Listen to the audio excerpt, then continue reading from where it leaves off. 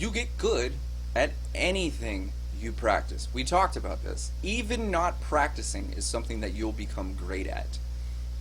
I want to talk about what this really means. We've gone to some very deep concepts.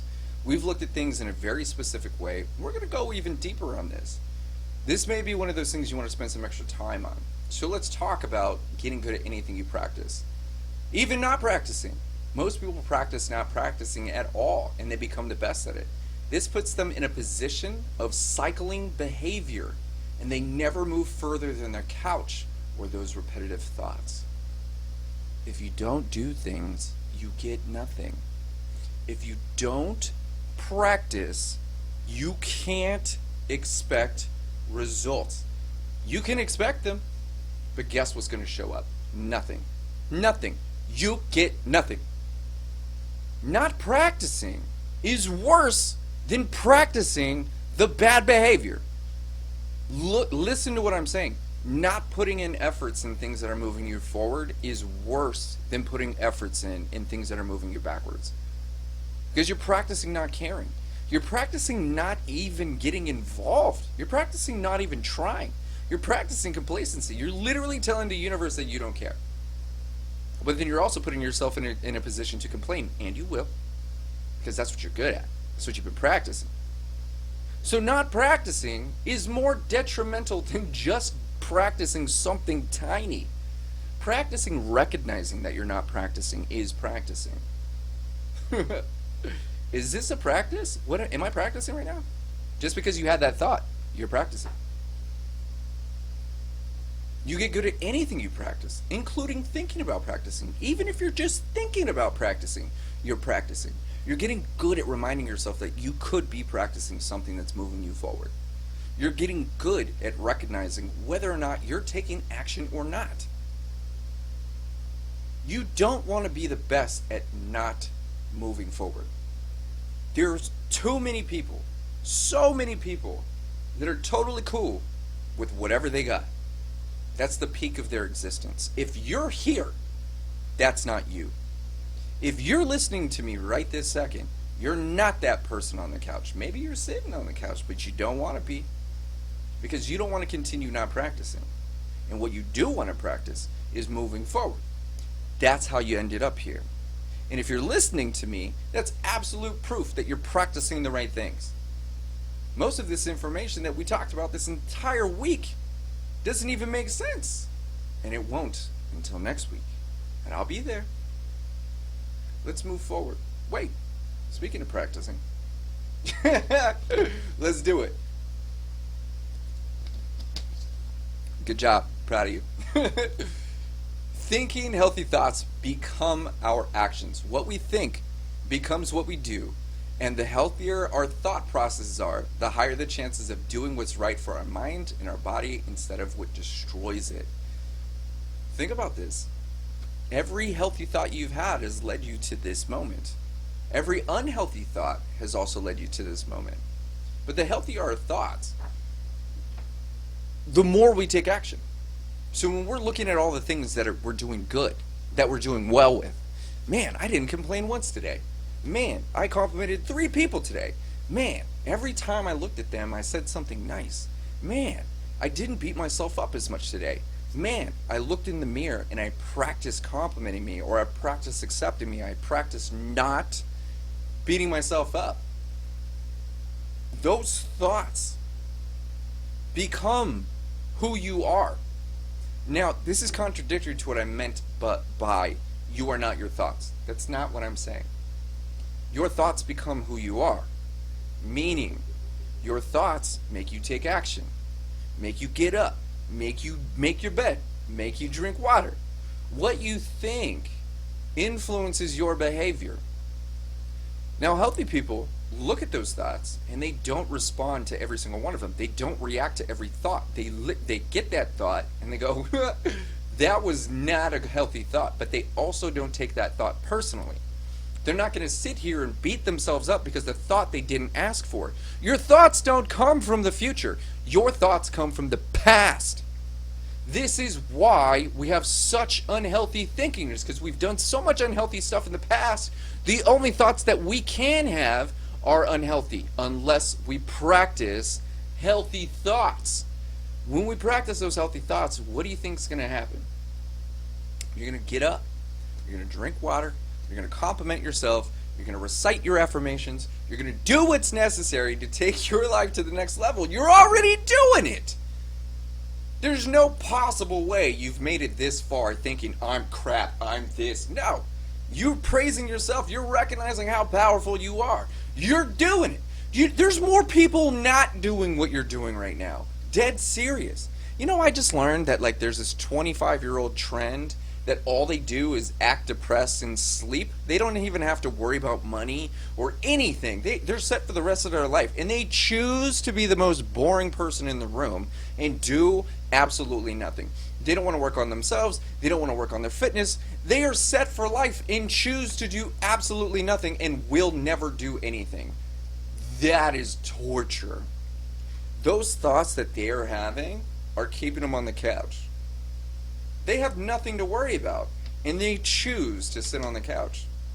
We've all got stuff that we want to worry about, and we choose to make magic happen. I'm telling you this. If you're here, you are doing so much better than a majority of the people that are out there right now. Some people think they've got it good, and that's all they got to get. They've stopped learning. They've stopped even trying. They stopped caring. And they're going to find themselves in a position way worse than you. And then they'll be over here. They've got to hit their own type of rock bottom. It's practice. It's a trip the way people take in information, which is why I look at people and go, I'm not judging you. I'm just looking at the information that you're providing. Based on the data, you're a boring person, not you. Emotionally reacting to external and internal information. Giving our emotions to external influences is 90% of the reason we self-sabotage. Applying an emotion to something we can't control is not something you want to be good at. I used this analogy earlier. If the kids decided to walk through the door, kick the door down, and show me something magical, I don't have to respond to that. I don't mean like I can ignore them. I could ignore them, right? But the thing is they're humans, they're kids. This is the things that they do, right? So I don't have to, hey, I'm recording. I don't have to be upset. That's a decision that I'm making. So when I practice not responding to that information, not reacting, my apologies. See how I said I'm not sorry? Not reacting to that information, giving myself a second, 7 seconds, we talked about that in the last module, to look at this information, let it play out, and then apply it. Maybe it doesn't need an emotion at all. Maybe I just need to acknowledge their existence. Sometimes they go into, hey, take a look at this thing. Is there a point to this conversation? No, I just wanted to tell you. Okay. Thanks. I choose to see that as hilarious. My habitual thinking, what I practice is removing emotion and just looking at the information for just information. Is this important information? Is this dramatic information? Is this just the kids being kids? Is there an emergency? I don't need to go, oh my God, what happened? It's not important. Emotionally reacting to what he said, she said, they're doing, society, politics, all this stuff. I see what's happening in the world. I see the people that are getting hurt. I see what's happening in politics. I see what's happening on social media. I see it. But none of that directly impacts how I feel as a person. It's just information.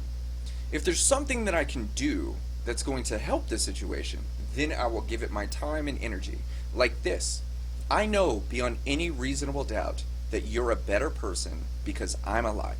I know that you're becoming superhuman because you're here right now. That deserves my emotion. As a matter of fact, I knew that before you got here. That's what became my drive.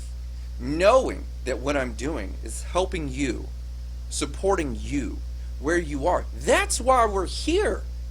That is deserving of my emotion, my energy, my time. I'm never getting that time back, including the time that I give to the kids bursting through the door, or him saying that thing, or that stupid comment, or what mom said over here, or what's happening with the Kardashians. None of that is pertinent to my world. So, I don't respond. I don't react to it.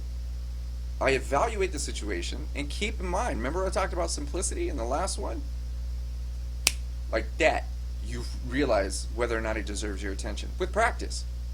The healthier you become, the less alcohol, the less substance that's in your body, the faster you think, the faster you can process information. Everything takes time, including the processing. I'm not even paying attention to my hands right now. It's just happening. I train myself to do these things. This is just the emotional react. Now I'm in control, right? Now I'm controlling these things. When we process the information, we give ourselves the time, we can literally control our emotions. If we're in a place of control by not emotionally reacting to external information we cannot control. I can't control what she says. I can't control how he feels. I can't control what she does. I can't control the weather. I can't control the past. I can't control the future. I can't control anything but myself. I can't even control my thoughts most of the time, but I can control how I respond to them. I don't have to react. Eventually what happens is when you're in your own mind and you're in control of your thoughts, which is where you're getting, is the voice in your head is your voice. Most of the times, most of our life, we live with someone else's voice in our head. You, at this moment, are becoming the voice of influence. You might hear me from time to time, but eventually when you think, you're going to think in your own voice, not just the political voice that's been surrounding your skull your whole life. This is because you're getting control of your thoughts. This is because you're understanding who you are. This is because you're evolving. This is because you're an incredibly expansive human being that is actively becoming superhuman. The proof is that you're here right this second. And I'm drinking to that. I'm so proud of you. Let's drink. Almost done. Let's move forward. Saying no to your unhealthy habits every time you have an emotion. Not rewarding your emotions with alcohol every time you feel something makes you the best at not killing yourself every time you start feeling alive. Listen to what I'm saying. When you drown out your emotions with any substance, specifically alcohol, you're literally punishing yourself for being alive, for feeling alive. The thing that defines us as human, our emotions, our intellect, you become the best at not punishing yourself. You become the best at taking care of you. Nobody is coming to show up and intercept that bottle. Nobody's showing up magically. The Kool-Aid man is not going to burst through the door and go, nope, stop it. Stop, I told you no. You are. You're the Kool-Aid man. You're the hero of this journey. When we have an emotion, and when we practice healthy thinking, when we practice rewarding ourselves with water and allowing the emotion to set in, we practice not killing ourselves. And at that moment of not killing ourselves, we're literally saving our own life, which is what you're doing right now. You're saving your own life. You are the hero in this journey. You are the hero of this story. There's nobody better than you. It's your life. You got this. If you're here, I'm not even worried about you. How insanely cool is that? That's banana sandwiches. 2 banana sandwiches. It's so important that we continue practicing. Remember, we get good at anything we practice, including taking care of ourselves, including those thoughts. As you continue doing these things over and over and over and over and over and over and over and over and over and over and over and over and over and over, it sounds like a lot when I put it out like that, but you just get good at doing it. That's the simplicity. That's the beautiful part about a habit. When you do it enough, you don't even realize that you grabbed the what the? It's in my hand. You don't even realize that you did it. You just did it. It's called third nature. This is what's considered the work. The work is creating the healthy habits, doing those things. You already know how habits work. You jumped into this program and you're like, hey, I got a bad habit. I like to kick that habit. Cool. Now you know exactly how they work. You're just really good at that habit. Cool. But eventually you're just automatically reaching for the water and thinking healthy thoughts and thinking drink water and doing all these things without even trying. Because you've programmed yourself to practice without practicing. That's your auto response instead of reacting. Your reaction to horrible information is to practice something healthy. That's the beautiful part about mastering you, mastering your triggers, working on this stuff, getting to know you, writing these things down, what you like, what you dislike. The more you get to know you, the more of a power position you're in to take control of your own life. The more secure you will feel, and the more approval you'll have over yourself because you're in control. You got you. No one else is ever going to get you the way that you got you. No one knows you. They think they do, but they don't. They understand some of you. But what we share is how we feel. And if you're working on your health, then what do you think you're going to share? You're going to share the best parts of you. The version of you that they've never even seen. You're going to look like magic to them because they'll be like, who are you? I'm the best version I've ever been. I've been putting in time. I've been creating space. I've been focusing on me. I've been selfish for just a little bit. For the sake of me and the kids and this and that or whatever. I want to be happy. I am happy. You are happy. You just don't know how happy you are. You may have convinced yourself you're not happy at all. That's just because you're good at telling yourself that. This is the beautiful part about transformation. When we transform, you are removing the things, like alcohol, that are covering up who you actually are. Beneath how you feel is who you actually are.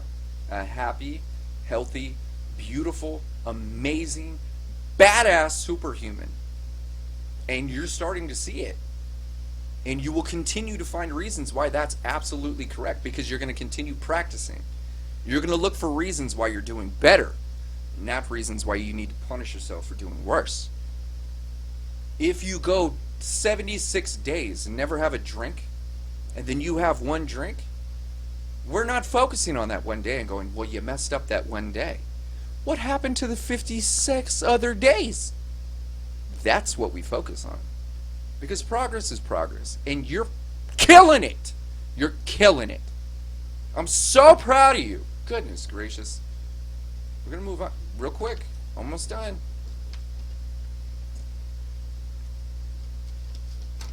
Last one. Focusing on what you love instead of what you dislike. Tripling down on the things that bring you joy is the quickest and easiest way to find reasons not to punish yourself with what you feel you haven't accomplished. If you've made it this far, do you understand how far you've come? Do you understand how much energy, how many emotions you had to feel, how many epiphanies you need to have, how much patience that you've practiced? You could have been doing anything in the world. Think about what you like. Focus on what you love about this. You're going to get so good at finding what you love in life. You're rarely going to be upset by anything. Because you only see the good. Why do you think so many people go, I love your energy? It's because I don't look for things to dislike. It's easier to dislike something than it is to find something that you love about it. So I practice finding what I love about everything, including you. I love you exactly the way you are. At your worst, at your best, you as a human being, I love you for you, exactly the way you are. You seriously think like something magical, something has to happen? You gotta change all these things before I care about you? What are you talking about, dude? I love you exactly the way, all of you. I might love you more later. Who knows? But the point is that we look for things that we love. We triple down on what we love. Now think about this. Why do you think I'm able to deliver such value and passion and commitment and connection with you? It's because I'm tripling down on what I love. I love hanging out with you. I love sharing this information with you. I love supporting your growth. I love being here. I love doing this. This is what I love. Can I pinpoint it exactly? No, but I love this feeling. That's for sure. So do you. That's why you're here. We triple down on the things we love. And then we don't let all those things we dislike mess with how we feel. Nope, not happening. Healthy boundary. You're not messing with my love. You're not messing with my feeling. You're not messing with my heart. You're not messing with my time. You're not messing with my journey. I'm happy. I love this feeling. You triple down on what you love. That is the intro to week 3. In week 3, we talk about some very, very, very, very, very powerful stuff. Healthy habits, what they actually are, what those practices mean, the things that actually drive you forward. Then we're going to talk about staying out of your past. Then we're going to talk about mastering who you are.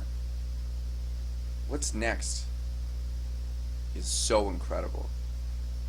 And the only way that you're going to understand that is by doing what you did just now.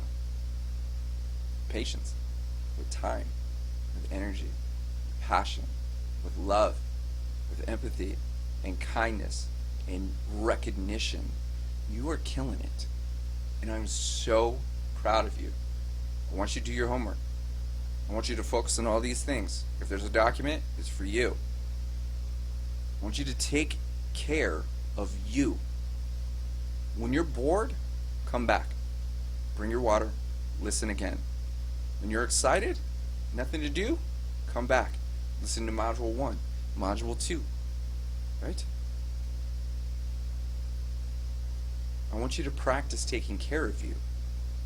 Because we want you at your finest. And every second that you spend with you is another second that you're becoming more and more superhuman. I got one more thing to tell you. Drink water! Boom! Let's do it. You ready? Look at this. Almost done. Cling. Bing. We're done. Not over. Nowhere near. I appreciate you. I'm proud of you. You're amazing. Don't stop till you get enough. I'll see you next week.